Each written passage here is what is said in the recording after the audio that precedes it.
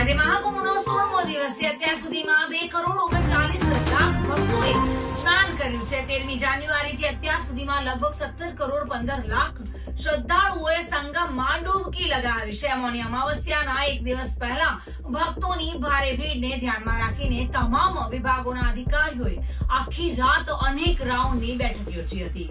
ભીડને કેવી રીતે હેન્ડલ કરવી, કયા સુરક્ષા પડકારો આવી રહ્યા છે અને તેનો ઉકેલ કેવી રીતે આવશે, આ મુદ્દાઓ પર ચર્ચા કરવામાં આવી હતી। તમામ વિભાગોના અધિકારીઓની તાત્કાલિક બેઠક બોલાવવામાં આવી હતી। જો કે DM, CRPF, ITBP, police, railway વગેરે વિભાગોના અધિકારીઓ હાજર રહ્યા હતા।